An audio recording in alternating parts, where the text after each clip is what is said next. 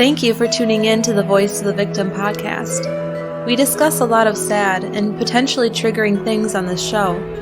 We try to be as sensitive and cautious as possible, but if you are sensitive to things involving abuse and may be triggered, please think twice before listening to our show.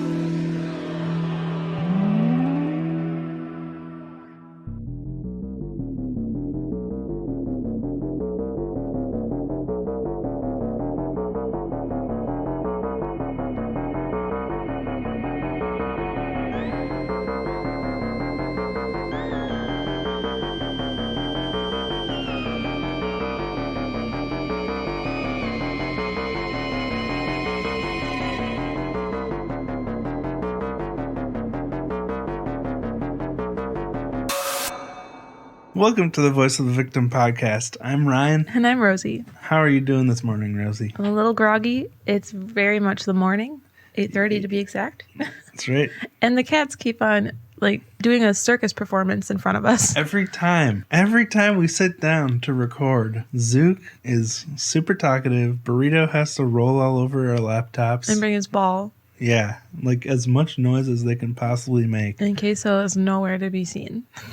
He shows up halfway through. Yeah. Anyway, before we get started today, we want to thank our new patrons, Mindy. Yay! And Rosie, she wants you to try to pronounce this one. Roach? Rachi?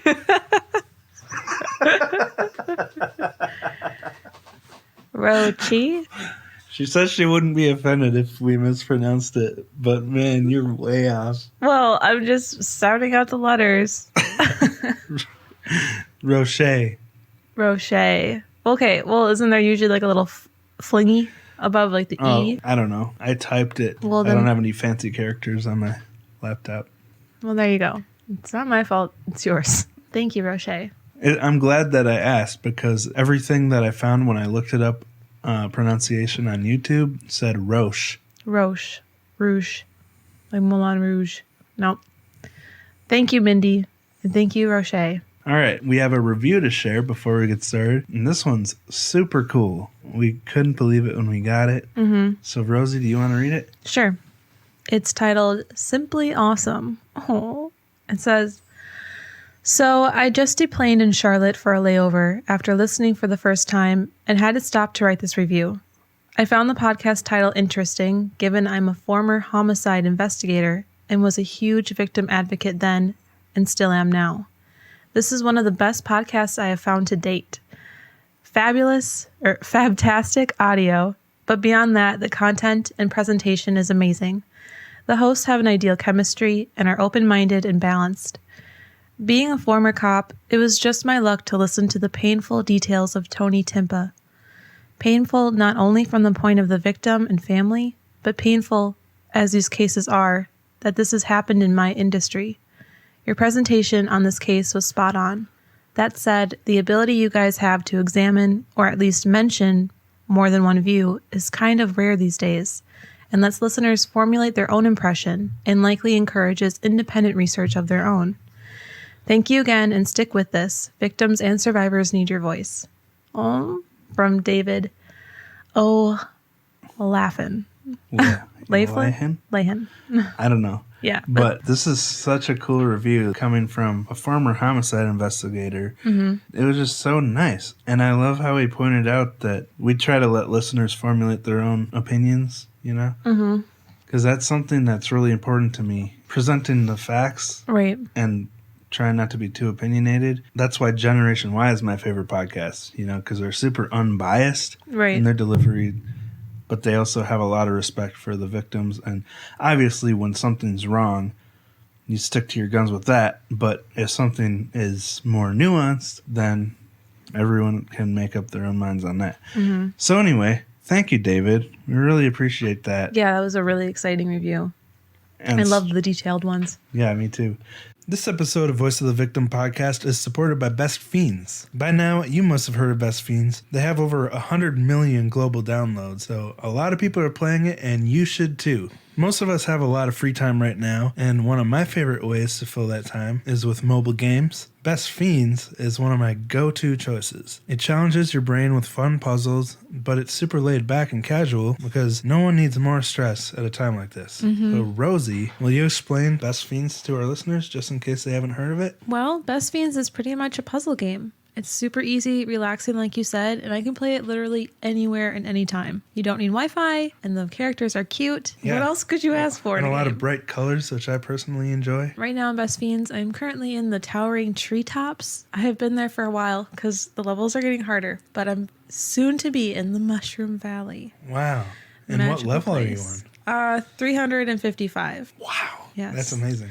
I also unlocked a new critter. He's so cute. His name is Biebert. He's a little bumblebee with nerd glasses, and he's my favorite. Cute. Well, Best Fiends never gets old because they update it every month with new events. And like Rosie said, you don't need to be connected to the internet to progress through your game. So engage your brain with fun puzzles and collect tons of cute characters. Trust me, with over 100 million downloads, this 5-star rated mobile puzzle game is a must play. Download Best Fiends for free on the Apple App Store or Google Play. That's friends without the R. Best Fiends. So speaking of investigators, the investigators and forensic scientists, in this case we're talking about today, did a fantastic job. So we have a very clear-cut case, but it's got a lot of twists and turns in it. So it's going to be an interesting one today.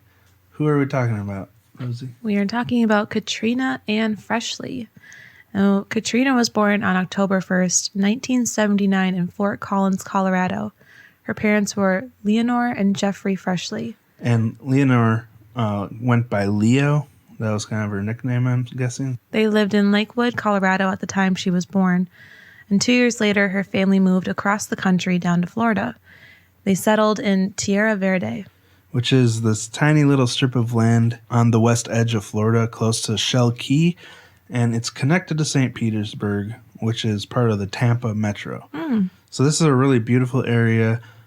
St. Petersburg is known for its great weather, and it's actually nicknamed Sunshine City. Yeah, I know Tampa, St. Petersburg. Tampa's where my therapist lives. Very nice. Katie attended Lakewood High School in St. Petersburg, where she was part of the swim team. Katie also enjoyed basketball, softball, and cooking. More importantly, Katie was a cat person. Meow. I mean, she loved all animals, but she actually had cats, took care of them. So that bumps her up another notch, in my opinion. Oh, man. She graduated high school in 1998 and went on to study at Florida State University for 4 years, earning a Bachelor of Science degree in Finance and Risk Management and Insurance. Man, my voice is scratchy today. She was a member of the Kappa Alpha Theta sorority. And I honestly didn't know much about what this sorority was when I was researching this, but I had to look into it. So, this was the first Greek letter sorority, meaning only women were allowed. It was founded in 1870 by Betty Locke because at the time, there were no Greek letter societies that included women in the ranks. Can you ask me what a Greek letter society is? What is a Greek letter society? I thought you might ask that. Like, why Greek? Well, Greek letter fraternities actually started because in 1776, at the time the first fraternity was founded, being well-versed in Greek, I guess, signified that you were a well-bred and cultured gentleman, quote-unquote. Well-bred. And you could only learn the language at university, most of which you already had to be fluent in Latin to apply for. It was kind of a status symbol to know Greek, so they started naming fraternities with Greek letters, basically to signify that college attendees are more highly educated than their non-college peers. Neat. Yeah. So, just in case you're like me and didn't get the Greek letter thing, there you go. But anyway, Katie Froeschle was part of a pretty groundbreaking sorority. Well, thank you for that history lesson. You're welcome. Katie graduated college in 2002 and went on to get a job at the Florida Farm Bureau Insurance Company, working as an insurance adjuster. So basically what an insurance adjuster is when someone files an insurance claim for a payout, she would be the one to go assess the damage and determine a fair amount for the settlement. I think that sounds like a fun job. Yeah. You literally go to the place, like the burnt down house or the beat up car. Cool. You'd be good at that. You have an eye for detail. have an eye for damage. As an adult, Katie was very close to her family, who described her as happy, strong, and a bold woman. She would talk to her mother on the phone almost every day. While she was in college, she started dating someone, and this lasted around 4 years. But things didn't work out, and in 2004, the relationship ended. In the summer of 2004, she was 25 years old and learning to live as an independent woman. And it sounds like she was pretty good at it. I mean, she had this really important job as an insurance adjuster. She had her own apartment. She also cared for a kitty. That's pretty cool. And in the summer of 2004, it would be a very busy time for people in her field. Mm-hmm. What happened then? Well, that summer, Florida was hit by 4 separate hurricanes within 6 weeks of each other, causing over $1 billion worth of damage. Hurricanes Charlie, Francis, Ivan, and Jean completely devastated the coast of Florida. I wonder if we have any listeners that were affected by this. I mean, it was devastating that summer. And for several months after this storm, this group of storms, many people had to patch up their homes with tarps and plywood just to make them livable while they waited on insurance companies to catch up with all the claims. Do you remember this at all? Well, I was only 13. Yeah. But I think I remember seeing it on the Weather Channel. Because I was 10. I don't remember this one. Well, even though Florida is typically called the Sunshine State, during this time, the media dubbed it the Plywood State. Oh, so that's sad. It was a really rough time for Florida. With all this damage, insurance companies were being overwhelmed with claims, which meant they were constantly sending insurance adjusters like Katie out to people's property to assess the damage and determine the validity and value of the claim. On Friday, November 12th, it started out like any normal day for Katie. She was sent to a property to assess a roof damage claim. Katie was told no one would be home at the property that day, but she decided she could get all the info she needed without going inside the home, since it was roof damage, and decided just to get it done. Oh, I would imagine, since it was such a busy time, rescheduling would have just been a hassle and set them even more behind, so she would just want to go get it done. Well, yeah, and she's right. It's a roof thing, so I don't see why she'd have to go inside. Later on that day, Katie's mother, Leo, called her daughter, but she didn't pick up. She tried again, and there was no answer. And this was really odd because they would typically talk on the phone every single day together, and it wasn't like Katie to ignore her mom's calls. But she did have other plans that night. After a crazy week, Katie was planning on going out to dinner with her friends from work that Friday night just to unwind and relax. So you'd think maybe she just forgot her phone in the car or wasn't noticing it? I mean, that's what I'd tell myself if I couldn't get in contact with you, Rosie. But then what happened? Well, Katie never showed up for dinner that night, and no one was able to get a hold of her. And this is when her family and friends really began to worry. Yeah, one of the friends who she was supposed to meet, named Amy, actually had a key to Katie's apartment. They must have been really close friends. Amy went over to Katie's apartment to check on her, but after getting no response from knocking on the door, she let herself into the apartment. Inside, everything looked completely normal, except that the cat's dish was empty. And you know, the cat was probably making Amy very aware of that. But this was not a good sign. It wasn't like Katie to just disappear like this and not tell anyone where she'd be. Amy told Katie's parents what she'd found, expressing her own concern. The next morning, Jeffrey and Leo reported Katie missing. Right away, police put out an all-points bulletin for Katie's maroon Chevy Impala. Then they called up the insurance agency where she worked to see where her last job had been. They told them about the home with the roof damage claim. It was at a home in Sulphur Springs, Tampa. So at the time, Sulphur Springs was a really nice-looking neighborhood on the surface, but it actually had a very high crime rate. So police knew this as a sketchy area, and it was a red flag right away. But Katie's friend Amy had actually talked to her while she was on her way and driving through this neighborhood. Katie had gotten lost on her way to the property and had called her friend and coworker Amy to get directions. Remember, this is like 2005, right?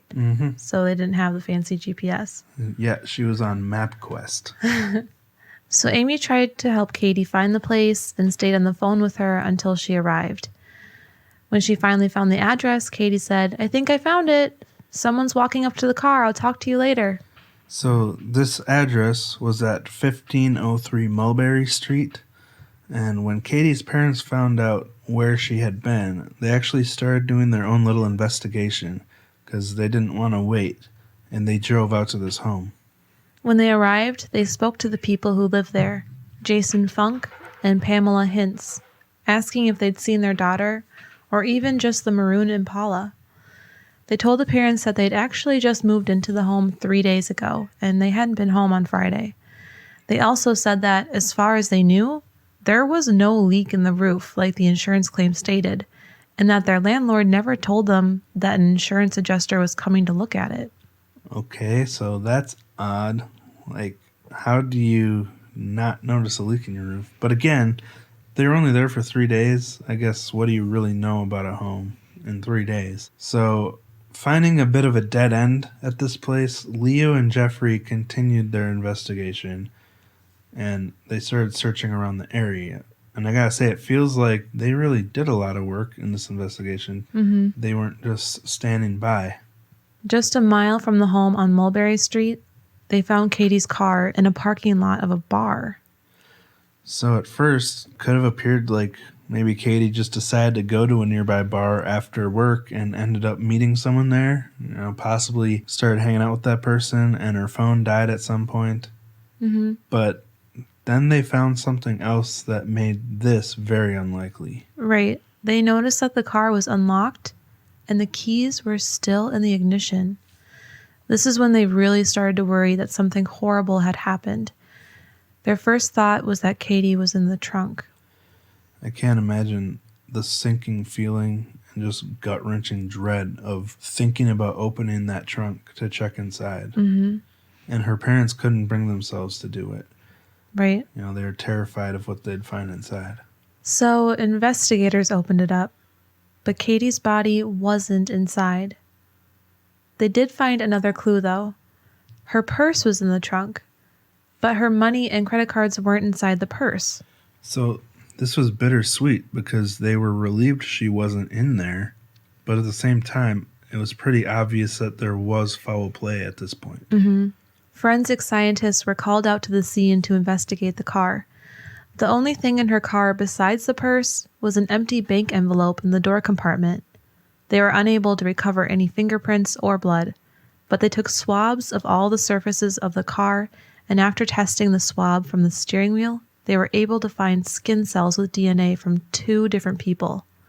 One of the DNA profiles was matched to Katie, but the other was unknown and assumed to be whoever was responsible for her disappearance. And when we say they didn't find fingerprints, they didn't find any in the car, but they did take that envelope and found fingerprints on that. But, it takes time to get results. So after this, investigators began conducting interviews with people who worked nearby.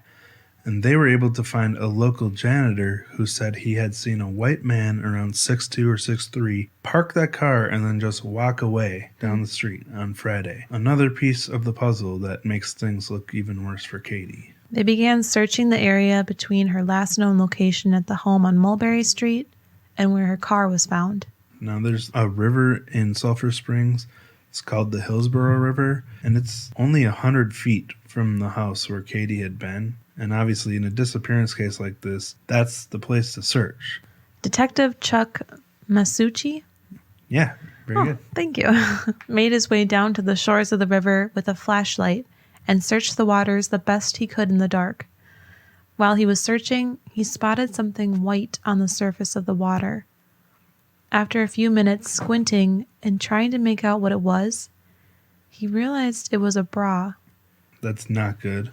The way Detective Masucci described this was very fitting. He said this is when he realized they were beyond red flags and they had something potentially tragic here. And this is the first solid indication that something violent had happened to Katie because there was no blood in the car or sign of a struggle, but what are the odds of a bra floating in this river the day after she went missing? Mm-hmm. After finding the bra, investigators focused all of their attention on this area. And soon, Jeffrey and Leo's worst fears came true. They found Katie's body in the river. Her mother, Leo, she remembers when she found out and just feeling like she'd been punched in the gut, and she collapsed just in shock. Can't even imagine. No, I can't either. It was determined that Katie had been in the water for about 30 hours. Based on how they found her, they assumed she'd been sexually assaulted and then drowned. So they administered a rape kit on her, but it was inconclusive. They did an autopsy, and that revealed that she had blunt force injuries to the back of the head, which they later determined was most likely the cause of her death rather than drowning, but they couldn't really be sure. One thing did stand out during the autopsy, though. A very distinct spiral-looking mark was found on her head, and scientists hoped that they'd be able to forensically match this mark to whatever object caused it, and hopefully that would solve the case. Yeah, basically, it almost looked like a 6, and there was like a circle with a hole in the middle. To try to identify the crime scene, the next thing police tried to figure out was how far her body had traveled while she was in the river. Our source for this episode was Forensic Files. That's one of our sources. It was a Forensic Files episode. So they're very focused on the forensics of this case. And they explained how they figure out where a body was dumped in the river. They multiply the time the body was in the river with the speed of the currents at the time. So a pretty simple formula. The whole time that Katie had been in the river, a dam just upstream had been closed off, bringing the current to a halt. So they determined that she had been in the same spot since she was put in the river, just 100 feet from her last known location, the house on Mulberry Street. So not only do they have no other leads to follow, but the actual forensics pointed right back to her last known location. So they went back to the home on Mulberry Street to speak with Jason Funk and Pamela Hintz. When investigators told the young couple what they'd found, they were shocked. Detective Masucci said they seemed oblivious to what could have potentially happened at their house when they weren't home. Pamela was extremely anxious after hearing this news, and she just came across as baffled as to what happened here. But Jason, on the other hand, was a lot more composed. He had the mindset that they'd just let this thing run its course and see what happens. Remember that movie with the creepy landlord? 13 Cameras, I think it was? I do remember that stupid movie. Oh, so creepy. Anyway, that was kind of my first thought, since the landlord scheduled the appointment and the residents said they weren't there. So Katie's father, Jeffrey, kind of had the same thought I had, and wanting to get to the bottom of it, he decided to talk to the landlord himself. The landlord said that he had set up the meeting with Katie, but he had never actually met with her in person. Despite this, Jeff and investigators felt that he was acting a bit suspicious. Yeah, I mean, you can tell people whatever you want. But they talked to someone the landlord worked with who said that he wasn't at the rental property that day. But they also concluded that the landlord hadn't communicated the meeting to the renters. I suppose he just figured that the insurance adjuster would only need to be outside, so they really didn't need to know. But again, they hit a dead end on this lead. So they decided to check the records of Katie's credit cards. And I love how Forensic Files said, admittedly, this was a long shot, as few criminals are that inept to use the credit card of someone who went missing. But Rosie, what did they find? Well, they found that her credit card had been attempted but denied at a BP gas station, an Altel wireless phone store, and a Quick Stop food store. But one attempt was actually successful. It was at a Publix grocery store, which had surveillance video of the cash register. Investigators looked at this video and found that the person who used the card was a white male around 6 feet tall. So the same description as what the janitor had given. Investigators spoke to the clerk who was working at the time, and they said that the guy had said it was his girlfriend's credit card. But despite that, this guy was dumb enough to not only use the card, but also sign his real name on the receipt. So that's really dumb. And what name was that, Rosie? It was Jason Funk. So this guy thought he had pulled the wool over the eyes of the investigators, but Obviously, at this point, the dots were starting to connect. If she went missing at the house that Jason Funk was renting and he used her card, signed his own name on camera, he was the man responsible for her murder. And now they just had to prove it. After he wrote that on the receipt, he must have been like, oh my gosh. But like, what are you going to do? You can't like re-sign your receipt. It's probably like, it'll be fine. I don't know. I think he probably sweating. Didn't you think of that before you used someone's card? I think he just like had a brain fart and did it and was like, oh, what are you going to do? You just got to... Well, I don't know. It's hard to say. Yeah. Investigators searched the property, and in the backyard fire pit, they found pieces of burnt carpet, as well as a belt buckle that was charred with the rest of the belt completely burnt off. So, why the heck would there be a belt buckle in this fire pit? You don't just burn belts unless you're trying to hide something. They also found a device for prepaid tolls in the pit, and the serial number was registered to Katie. That's huge. Mm-hmm. That proves that Katie was there. There were bloodstains on the frame of the door leading to the backyard, as well as blood spatter on the ceiling of the living room. So the picture of what happened was starting to come into focus. It seems like there was an attack in the living room, and then she was moved from there through the back door and to the river. And then her belongings, as well as the carpet from the living room, was burned.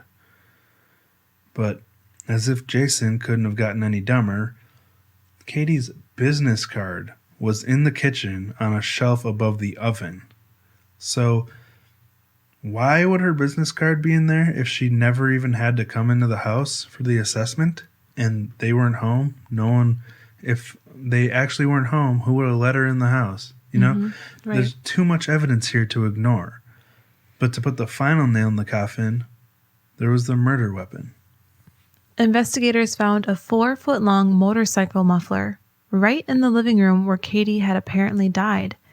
The shape of the mounting bracket on the side of the muffler matched right up to the unique abrasions found on Katie's head during the autopsy.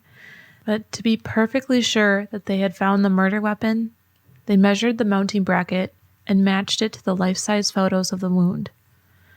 There was no doubt in the mind of investigators of what happened here. Right. And to make things even more suspicious, this muffler had obviously been wiped down because there were no discernible fingerprints on it. And it was glossy metal. There's no way this could have ever gotten into the living room without getting fingerprints on it. Mm-hmm. It had obviously been wiped down and any blood evidence had been destroyed. But again, they had enough blood evidence around the home as well as proof Katie had been inside and evidence of burnt clothes and carpet and her body and all that. Yeah, a lot. There's so much evidence against Jason Funk. He tried to give investigators an alibi, saying he was jet skiing on the river. But they had no way to verify this alibi, and the evidence didn't lie. Detectives brought Jason down to the station for questioning. While he was being held there, they allowed him to have private conversations with Pamela, but he was actually being recorded. During that time, he told Pamela, quote, "They think I bludgeoned her in the head. They probably think I beat her with a bat or worse. They probably think I hit her with my muffler pipe." This is very specific. Yeah. But in the report, what did the investigator write? He wrote, "I do not recall mentioning the muffler pipe to Jason Funk before this conversation." So, how would he know they're suspicious of the muffler pipe if investigators hadn't mentioned it to him yet? And who just has a muffler pipe sitting in their living room? That's what I want to know. That's probably why he was thinking that. Because who does? Like, you don't. Like, why would he clean it, go to the trouble of cleaning it, and then leave it in the living room? Unless he had just gotten it. But Amazon wasn't a thing. Yeah, it was. Oh, was it? Amazon's pretty old. They just didn't blow up until recently. But anyway, apparently, Jason had a very cavalier attitude about this whole thing while he was talking to investigators.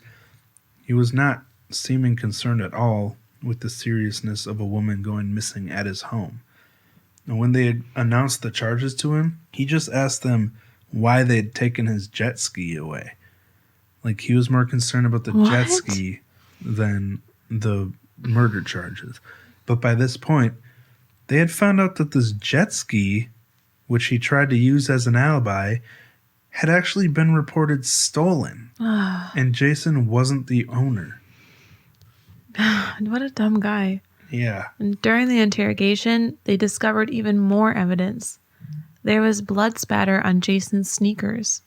So how dumb could he be to not only keep his shoes that he used during the murder, but wear them to the interrogation?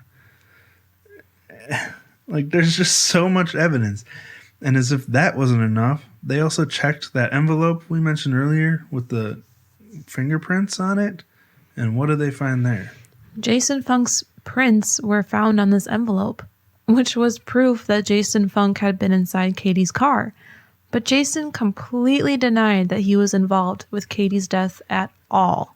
And that's the crazy thing about this case. He continues to deny that he had anything to do with this. Even though there's more evidence in this case than I've probably seen in any case ever against Jason Funk. And he thinks people will believe him. On Forensic Files, he had the gall to say to the interviewer that if he would have been home that day instead of on his jet ski, who's to say he couldn't have prevented this whole thing from happening? Oh, wow. Can you imagine being her parents and seeing him say that? This makes me so mad because all this evidence, not only that, but his body language when he says that, to me, totally says he's lying. You know, I watch a lot of Derek Van Schaik videos now with the Body Language of a Liar series, and I was able to notice a few things that kind of created a body language cluster of dishonesty. There was the duper's delight smile, the smirk as he said this, as well as shrugging one shoulder and closing his eyes for a prolonged period of time, which are both subconscious defense mechanisms of a liar. And then after he said it, he had this prolonged silent stare at the interviewer to try to assess if they bought his lie. One of these things isn't enough to tell if someone's lying, but when he's doing 4 different things that are common, that's a cluster, and that means he's probably lying. And we have enough evidence to know that. Right. So anyway, this guy's a piece of crap. I just cannot believe he still tries to deny it to this day. I know, it's crazy. But Katie wasn't Jason's first victim. He had prior convictions for assault on women. Probably not a coincidence. Jason had also lost his job just a couple days before the murder. The couple had spent all their savings on the security deposit for their new rental, and he was unemployed at the time. What a winner. Yeah, I wonder if Pamela even knew he'd lost his job because they both said they weren't home that day, but he's newly unemployed, so that makes it a lot more likely that he was home. Right. But just the fact that he had previously assaulted women and was still able to be free and commit this crime makes me so mad. After 6 months, the DNA tests on the blood and skin cells came back. The blood on Jason's shoes, ceiling, and door frame all belonged to Katie. The skin cells on Katie's steering wheel were Jason's. Yep. So at this point, there's just no denying he did it. I mean, just evidence after evidence after evidence making it clear what happened. And this guy is just an ultimate scumbag because he appeared on the Forensic Files episode and pretended to be a decent guy, knowing full well what he did to Katie and her family, and they gave him that platform, which is even more strange to me. Times have changed. True, yeah. And no one knows exactly why Jason did this to Katie because he won't admit to it. He did eventually plead guilty to the charges, but he says it was only to avoid getting sentenced to death. He was sentenced to life in prison without a chance for parole, but he continues to deny any involvement. But how? Why wouldn't you just fess up? Like, right? What does he think happened? Like, what's his answer for all the evidence? Like, someone put her blood on his shoe and his ceiling, and like, what? Right. I can't see anyone believing him that he actually wasn't involved unless they just didn't do any research at all.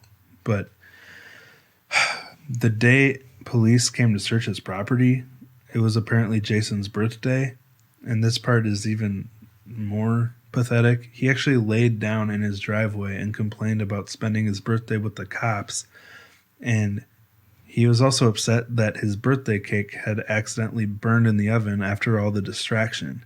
What? So he was just kind of a giant brat about this whole thing, even though he caused all of it. But we don't want to forget about Katie's family here. Katie's father, Jeffrey, talked about feeling like there's this huge hole in his life now, and that this event has sucked the joy out of pretty much everything, including work, sports, fun, and vacations. Katie was such a bright spot in his life, and now she's gone. And he told reporters, quote, "No matter what happens, it will never bring our daughter back." And it's just so sad that the person who did this to them has no remorse. Well, and no reason. Like, no ties to this person. Yeah, that's the other thing. He didn't even know her. No one knows why this happened. Right. Why she was in the house. It's very bizarre. Completely senseless. Yeah, I just don't even understand. This guy is like really bizarre. His girlfriend, I don't know what she was with or why she was with him in the first place, because he didn't sound like a great guy ever. But hopefully she was able to realize like this guy is a loser and I'm moving on. Yeah, well, hopefully. Ah, wow. So anyway, that's it for this week's story. Actually, I think you referenced this. Was it last week when we were talking? I might have. You were talking about how a guy was dumb enough to use a credit card of his victim? Yeah. Yeah, this was the case. We were camping, and it got too cold to camp, so we stayed in a hotel. But it really did. It really was cold. And while we were in the hotel, we watched Forensic Files because it was cable, you know, you can watch stuff you wouldn't usually watch. And this episode was on, and we were enthralled. Yeah, it was a good one. Is that the right word? Intrigued. Yeah. Yeah. While we were doing this episode, I was like hearing the main guy's voice talk on Forensic Files. It's so dramatic. Yeah, I love it. All right. So yeah, that's that. Well, thank you guys for listening. Do we have anything else to say? We haven't done cat news in a really long time. Do you have cat news? I don't know. They destroyed the carpet in the coat closet. I know. They just reached under the door and grabbed a piece of carpet and just pulled this long string out. Because we don't have any carpet in our house except for in the coat closet for some reason. They think it's a giant scratching post in there. I don't know. I don't get them, but I love them. Me too. The date is October 7th, which means we'll probably do our drawing for the t-shirt in the next couple of days. Mm-hmm. So if you want to be in the drawing, then you should probably sign up soon for our Patreon rewards. Probably this weekend we'll do the spin. Yeah, that sounds good.